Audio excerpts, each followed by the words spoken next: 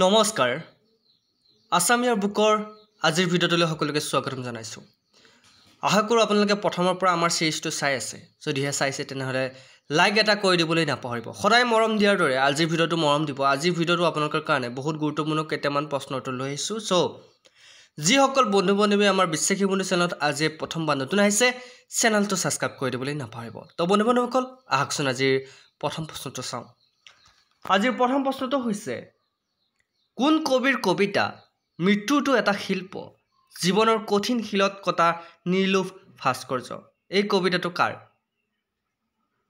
হয় শুদ্ধটো হৈছে আমাৰ মৰমৰ হিৰুদাৰ হয় হীৰেণ ভট্টাচাৰ্যৰ কবিতা মৃত্যুটো এটা শিল্প জীৱনৰ কঠিন শিলত কটা নিৰ্লোভ ভাস্কৰ্য মনত ৰাখিব নেক্সট কোৱেশ্চনটোলৈ আহিছোঁ ইংৰাজৰ ৰাজত্বকালত 1901 চনতে স্থাপন হোৱা কটন কলেজৰ প্ৰথম অধ্যক্ষগৰাকী কোন আছিল বহুত ইম্পৰ্টেণ্ট কটন কলেজৰ প্ৰথম অধ্যক্ষৰ নাম হয়তো বহুতে নাজানে কিন্তু মনত ৰাখিব এই কোৱেশ্চনটো কেতিয়াবা পৰীক্ষাত আহিব পাৰে কটন কলেজৰ প্ৰথম অধ্যক্ষৰ নাম হৈছে ফ্ৰেডৰিক উইলিয়াম চুডমাৰ্চন হয় ফ্ৰেডৰিক উইলিয়াম চুডমাৰ্চন হৈছে কটন কলেজৰ প্ৰথম অধ্যক্ষ নেক্সট কোৱেশ্চনটোলৈ আহিছোঁ কোন অসমীয়া মুক্তিযোদ্ধা নাৰী জীৱনৰ ওপৰত আধাৰিত উপন্যাস অভিযাত্ৰী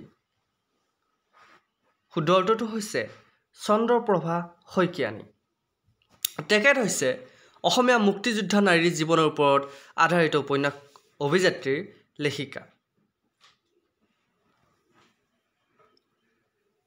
নেক্সট কোৱেশ্চনটোলৈ আহিছোঁ বিন বৰাগী কবিতা পুথিৰ ৰচক কোন আপোনালোকে জানে বিন বৰাগী কবিতা পুথিৰ ৰচক হৈছে চন্দ্ৰকুমাৰ আগৰৱালা নামটো মনত ৰাখিব চন্দ্ৰকুমাৰ আগৰৱালাক বিন বৰাগী কবিতা পুথিৰ ৰচনা কৰিছিল আৰু তেখেতক প্ৰতিমা খনিকৰ বুলি কোৱা হয়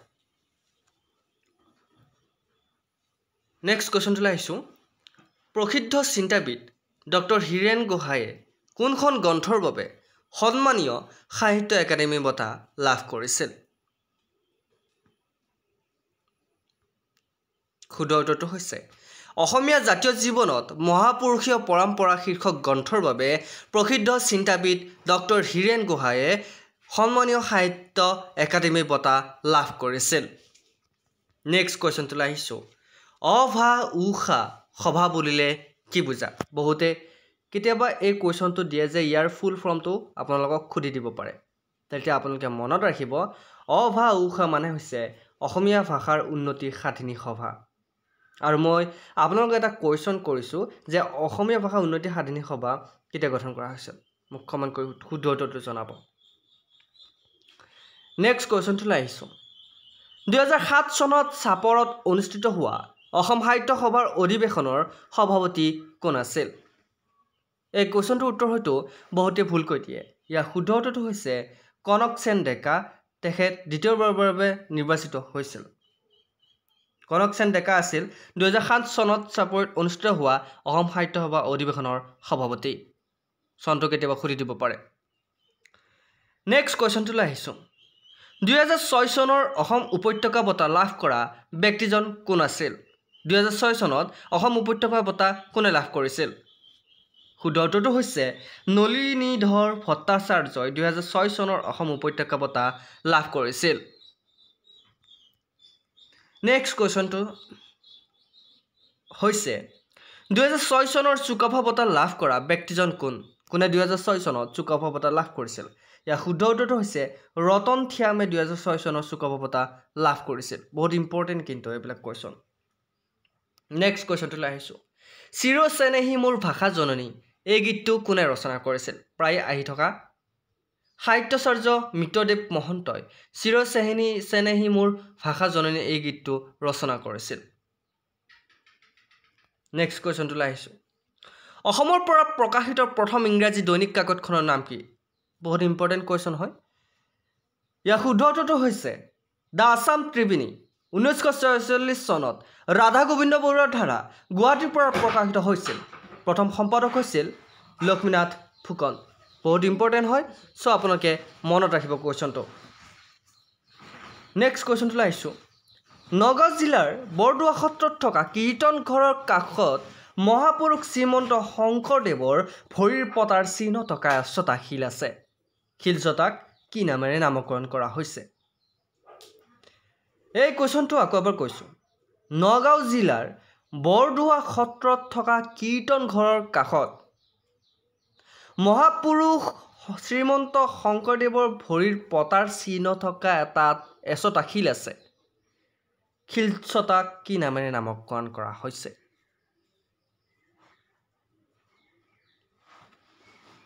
ইয়াৰ শুদ্ধ উত্তৰটো হৈছে পাতখিলা। শিলচটাৰ নাম হৈছে পাতখিলা। নেক্সট কুৱেশ্যনটোলৈ আহিছোঁ। প্ৰথম অসমীয়া ৰাজ্যপাল কোন আছিল? হয়, প্ৰথম অসমীয়া ৰাজ্যপাল হৈছে চৈয়দ। এই কুৱেশ্যনটো ইয়াতে ভুলকৈ দিয়া আছে এনচাৰটো, কিন্তু প্ৰথম অসমীয়া ৰাজ্যপালৰ মই আপোনাক নামটো যোৱাকালি কৈয়ে দিছিলোঁ। কোন বাৰু? ছাৰ মহম্মদ ছালেহ আকবৰ হাইদাৰী আছিল অসমৰ প্ৰথম ৰাজ্যপাল। প্ৰথম অসমীয়া ৰাজ্যপাল হৈছে বিষ্ণুৰাম মেধি আৰু প্ৰথম অসমৰ ৰাজ্যপাল হৈছে ছাৰ এইমাত্ৰ ক'লোঁ তেখেত। ছাৰ মহম্মদ ছালেহ আকবৰ হাইদাৰী আছিল অসমৰ প্ৰথম ৰাজ্যপাল আৰু প্ৰথম অসমীয়া ৰাজ্যপাল হৈছে বিষ্ণুৰাম মেধি আৰু তেখেতৰ মাদ্ৰাছৰ ৰাজ্যপাল হৈছিল 1957 চনত। সেইটো মনত ৰাখিব। দুটা কুৱেশ্যন কিছুমানে ভুলকৈ ভাবি পৰে, এইটো মই ভাঙি পাতি দিলোঁ। নেক্সট কুৱেশ্যনটো হৈছে স্বাধীন অসমৰ প্ৰথমগৰাকী মুখ্যমন্ত্ৰী কোন আছিল? আমি সকলোৱে জানো ভাৰতৰত্ন গোপীনাথ বৰদলৈ আছিল স্বাধীন ভাৰতৰ স্বাধীন অসমৰ প্ৰথমগৰাকী মুখ্যমন্ত্ৰী। মনত ৰাখিব। নেক্সট কুৱেশ্যনটোলৈ আগবাঢ়িছোঁ। ৰাষ্ট্ৰৰ সৰ্বোচ্চ আসনত অধিষ্ঠিত হোৱা সুযোগ্য অসম সন্তানজন কোন বাৰু? আমি সকলোৱে জানো ফখৰুদ্দিন আলি আহমেদ। তেখেত হৈছে ৰাষ্ট্ৰৰ সৰ্বোচ্চ আসনত অধিষ্ঠিত হোৱা সুযোগ্য অসম সন্তান। তেখেত কি হৈছিল বাৰু? মোক কমেণ্ট কৰিব। অসমৰ প্ৰথম মহিলা চিকিৎসকৰ সন্মান লাভ কোনে কৰিছিল? ডক্টৰ ৰজনীপ্ৰভা শইকীয়াই অসমৰ প্ৰথম মহিলা চিকিৎসকৰ সন্মান লাভ কৰিছিল। নেক্সট কুৱেশ্যনটোলৈ আহিছোঁ। লণ্ডন বিশ্ববিদ্যালয়ৰ ডিলিট সন্মান লাভ কৰা ব্যক্তিজন কোন? শুদ্ধ উত্তৰটো হৈছে সূৰ্য কুমাৰ ভূঞা। লণ্ডন বিশ্ববিদ্যালয়ৰ ডিলিট সন্মান লাভ কৰা ব্যক্তি। নেক্সট কুৱেশ্যনটোলৈ আহিছোঁ। কোন চনত ক'ৰ পৰা প্ৰথম প্ৰকাশ হৈছিল জোনাকী নামৰ আলোচনীখন? প্ৰথম সম্পাদকজন কোন আছিল? আমি সকলোৱে জানো 1889 চনত কলিকতাৰ পৰা প্ৰথম সম্পাদক চন্দ্ৰকুমাৰ আগৰৱালা। 1889 চনত কলিকতাৰ পৰা জোনাকী প্ৰকাশ হৈছিল আৰু ইয়াৰ প্ৰথম সম্পাদক আছিল চন্দ্ৰকুমাৰ আগৰৱালা। নেক্সট কুৱেশ্যনটো হৈছে জ্যোতিপ্ৰসাদ আগৰৱালাদেৱৰ এসময়ৰ পকী নামৰ ঘৰটো কি নামেৰে জনাজাত বৰ্তমান? এই কুৱেশ্যনটো বহুত ইম্পৰ্টেণ্ট হয়, কাৰণ জ্যোতিপ্ৰসাদ আগৰৱালাৰ ঘৰটোক পকী নামেৰে নামকৰণ কৰা হৈছিল, কিন্তু সেই ঘৰটোক বৰ্তমান কি নামেৰে জনা যায়? কি নামেৰে জনা যায়? ইয়াৰ শুদ্ধ উত্তৰটো হৈছে জ্যোতি ভাৰতী বুলি জনা যায়। সেই তাহানিৰে পকী নামৰ ঘৰটো কি বুলি জনা যায়? জ্যোতি ভাৰতী। যদি কুৱেশ্যনকেইটা আজি ভাল লাগিছে কমেণ্ট কৰিবলৈ নাপাহৰিব। ভাল লাগিছে বুলি কমেণ্ট কৰিব যদি আপোনালোকে সঁচাকৈ বিশ্বাসী বন্ধুৰ ভিডিঅ' চাইছে। নেক্সট কুৱেশ্যনটোলৈ আহিছোঁ। বিষ্ণু ৰাভাৰ প্ৰথমা পত্নীৰ নাম কি আছিল? হয়, আমি সকলোৱে জানো কলাগুৰু বিষ্ণুপ্ৰসাদ ৰাভাৰ প্ৰথমা পত্নীৰ নাম কি? কমেণ্ট কৰক।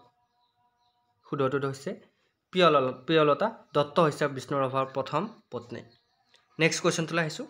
ফুলগুৰিত হাৱা কেতিয়া সংঘটিত হৈছিল? আমি সকলোৱে জানো 1861 চনত ফুলগুৰিত হাৱা সংঘটিত হৈছিল। নেক্সট কুৱেশ্যনটোলৈ আহিছোঁ। ৰঙিয়াৰ কৃষক বিদ্ৰোহ কেতিয়া সংঘটিত হৈছিল? আপোনালোকে জানে পথৰুঘাটৰ কৃষক বিদ্ৰোহ কেতিয়া হৈছিল? 1896 চনত আমাৰ পথৰুঘাটৰ কৃষক বিদ্ৰোহ হৈছিল। এতিয়া ৰঙিয়াৰো কৃষক বিদ্ৰোহ কেতিয়া হৈছিল আপোনালোকে মোক কমেণ্ট কৰি জনাব লাগে। মই কোৱাৰ আগতে আপোনালোকে কমেণ্ট কৰক ৰঙিয়াৰ কৃষক বিদ্ৰোহ কিমান চনত সংঘটিত হৈছিল? ইয়াৰ শুদ্ধ উত্তৰটো হৈছে ৰঙিয়াৰ কৃষক বিদ্ৰোহ 1893 চনত হৈছিল আৰু পথৰুঘাটৰ কৃষক বিদ্ৰোহ 1896 চনত হৈছিল।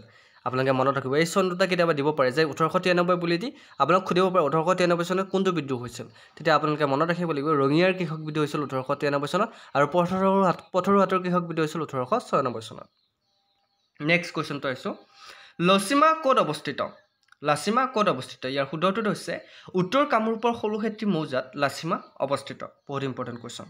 নেক্সট কুৱেশ্যনটোলৈ আহিছোঁ। লাচিমাৰ কৃষক বিদ্ৰোহ কেতিয়া সংঘটিত হৈছিল? ইয়াৰ শুদ্ধ উত্তৰটো হৈছে লাচিমাৰ কৃষক বিদ্ৰোহ 1896 চনত সংঘটিত হৈছিল কিন্তু আপোনাৰ একজেক্ট চনটো মই কৈ আছোঁ ইয়াৰ শুদ্ধ উত্তৰটো হৈছে লাচিমাৰ কৃষক বিদ্ৰোহ 1896 চনত সংঘটিত হৈছে মনত ৰাখিব 1896 চনত দুটা বিদ্ৰোহ হৈছিল প্ৰথম বিদ্ৰোহ হ'ল প্ৰতিহত কৃষক বিদ্ৰোহ তাৰপিছত লাচিমা বিদ্ৰোহ এই দুটা মনত ৰাখিব বহুত ইম্পৰ্টেণ্ট হয় কাৰণ আহি থাকে এনেকুৱা ধৰণৰ কুৱেশ্যন নেক্সট কুৱেশ্যনটোলৈ আহিছোঁ প্ৰতিহতৰ কৃষক বিদ্ৰোহ কেতিয়া সংঘটিত হৈছিল এই কুৱেশ্যনটো মই অলৰেডি ক'লোৱেই যে প্ৰতিহতৰ কৃষক বিদ্ৰোহ 1896 চনত সংঘটিত হৈছিল কিয় সংঘটিত হৈছিল 140 জন কৃষক শ্বহীদ হৈছিল কিহৰ কাৰণে ইংৰাজী যেতিয়া খাজানা বৃদ্ধি কৰিছিল খাজানাৰ বৃদ্ধিৰ ওপৰতে প্ৰতিহতৰ কৃষক বিদ্ৰোহ সংঘটিত হৈছিল চ' মনত ৰাখিব নেক্সট কুৱেশ্যনটোলৈ আহিছোঁ 1861 চনত জয়ন্তীয়া বিদ্ৰোহৰ কোনে নেতৃত্ব দিছিল শুদ্ধ উত্তৰটো হৈছে 1861 চনত জয়ন্তীয়া বিদ্ৰোহৰ নেতৃত্ব দিছিল উকিয়াং নৱাই 1861 চনত জয়ন্তীয়া বিদ্ৰোহৰ নেতৃত্ব দিছিল বহুত ইম্পৰ্টেণ্ট হয় নেক্সট কুৱেশ্যনটোলৈ আহিছোঁ 1881 চনৰ উত্তৰ কাছাৰৰ জনজাতীয় বিদ্ৰোহৰ কোনে নেতৃত্ব দিছিল ইয়াৰ শুদ্ধ উত্তৰটো হৈছে শম্ভুধন কছাৰীয়ে 1881 চনত যে সংঘটিত হৈছিল জয়ন্তীয়া বিদ্ৰোহ সেই বিদ্ৰোহৰ নেতৃত্ব দিছিল নেক্সট কুৱেশ্যনটোলৈ আহিছোঁ টিকেন্দ্ৰজিতক কোনে মৃত্যুদণ্ডৰে দণ্ডিত কৰিছিল শুদ্ধ উত্তৰটো হৈছে টিকেন্দ্ৰজিতক মৃত্যুদণ্ডৰে দণ্ডিত কৰিছিল ব্ৰিটিছ চৰকাৰে বহুত ইম্পৰ্টেণ্ট কুৱেশ্যন নেক্সট কুৱেশ্যনটোলৈ আহিছোঁ JW কুইণ্টনক কোন চনত হত্যা কৰিছিল JW কুইণ্টনক কোন চনত হত্যা কৰিছিল ইয়াৰ শুদ্ধ উত্তৰটো হৈছে 1891 চনত JW কুইণ্টনক হত্যা কৰা হৈছিল নেক্সট কুৱেশ্যনটোলৈ আহিছোঁ আৰু এইটো হৈছে আজিৰ ভিডিঅ'ৰ শেষৰটো কুৱেশ্যন ব্ৰিটিছ শাসন প্ৰতিষ্ঠা হোৱাৰ পিছত অসমৰ ৰাজহ সংগ্ৰহৰ পদ্ধতিৰ কি পৰিৱৰ্তন হৈছিল অকণমান মই কৈ দিছোঁ ইয়াৰ পৰিৱৰ্তন হৈছিল টকা বা মুদ্ৰাৰ মাধ্যমত কৰ সংগ্ৰহ কৰা হৈছিল আগতে টকা বা মুদ্ৰাৰ মাধ্যমত কৰ সংগ্ৰহ কৰা হোৱা নাছিল আগতে কি কৰিছিল মানুহৰ পৰা পৰ্যাপ্ত পৰিমাণৰ বস্তু আদায় কৰা হৈছিল বিনিময় হিচাপত কিন্তু পিছৰ পৰ্যায়ত মুদ্ৰা আৱিষ্কাৰ হোৱাৰ পিছত মানুহৰ পৰা মুদ্ৰা বা টকা আদায় কৰা হৈছিল ঋণ হিচাপত চ' এইখিনিয়ে পৰিৱৰ্তন হৈছিল আশা কৰোঁ আপোনালোকে আজি ভিডিঅ'টো চাই ভাল পাইছে যদি ভাল পাইছে লাইক কমেণ্ট শ্বেয়াৰৰ লগতে আমাৰ বিশ্বাসী বন্ধু চেনেলটো ছাবস্ক্ৰাইব কৰি দিবলৈ নাপাহৰিব আমাৰ বিশ্বাসী বন্ধু চেনেল অতি সোনকালে 1 লাখ ফেমিলি হ'বলৈ গৈ আছে যদিহে আপোনালোকে সহযোগ কৰে নিশ্চয়কৈ 1 লাখ হ'ব চ' আপোনালোকৰ মৰম চেনেহ আশীৰ্বাদ লাগিবই আৰু বিশ্বাসী বন্ধুৰ লগত আপোনালোকে সদায় বন্ধুত্ব এনেদৰে ৰাখিব আৰু কিবা যদি সুধিব লগা আছে কমেণ্ট বক্সত সুধিব আজিলৈ মানে অন্য এটা ভিডিঅ' লগ পোৱাৰ প্ৰতিশ্ৰুতিৰে জয় হিন্দ জয় আই অসম